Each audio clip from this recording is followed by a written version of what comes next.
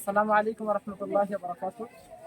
দর্শনা পৌর ইমাম সমিতি এবং দর্শনা থানা ওলামা পরিষদের পক্ষ থেকে আমরা ওলামায়ে কেরামের একটি প্রতিনিধি দল গত রাত 3:30টার দিকে নোয়াখালী লক্ষ্মীপুরে এসে পৌঁছেছে আলহামদুলিল্লাহ।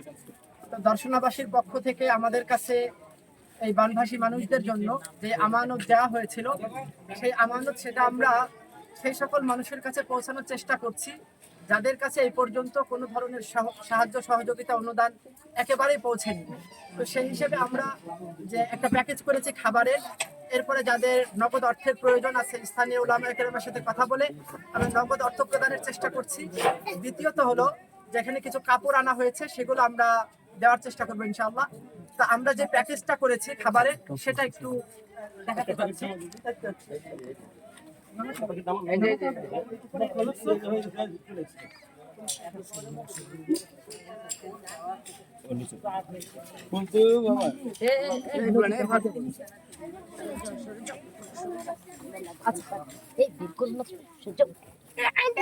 আমরা একটু দেখানোর চেষ্টা করছি এখানে কি কি দেওয়া হচ্ছে।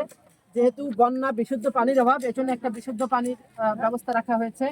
এখানে কিছু পরিমাণ আলু আছে, এরপরে হচ্ছে সয়াবিন তেল, এছাড়া এখানে ডাল আছে, মসুরির ডাল, পেঁয়াজ এবং হলো চাল আছে ভেতরে, চাল আছে এবং লবণ, গ্যাস লাইট, মোমবাতি ইত্যাদি এখানে আছে। আমরা চেষ্টা করছি এখন আপাতত স্বাভাবিক একটা মানুষের পরিবার 1-2 দিন যেন চলতে পারে এই পরিমাণ দেওয়ার জন্য। এছাড়া নগদ অর্থ যাদের প্রয়োজন আছে গবাদি পশু ইত্যাদির জন্য সেটা আমরা দেওয়ার চেষ্টা করছি। আপনাদের কাছে আমরা 2টা দোয়া চাই।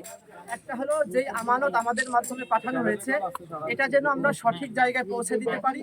দ্বিতীয়ত আমাদের বানভাসী ভাইদের এখনো অনেক প্রয়োজন, সেক্ষেত্রে আপনারা সহযোগিতা করবেন এবং দোয়া করবেন তারা যেন যা কিছু হারিয়েছেন এর চেয়ে উত্তম বিকল্প আল্লাহর কাছে পান এবং সামনে আমরা কখনো এই ধরনের ক্ষতিগ্রস্ত না হই। আল্লাহ তাআলা আমাদের সকলের জীবনযাপনকে সহজ করুন, আবার সব আগের মতো স্বাভাবিক অবস্থা আমাদের ফিরে আসার তৌফিক দান করুন। আমিন। আসসালামু আলাইকুম ওয়া রাহমাতুল্লাহ।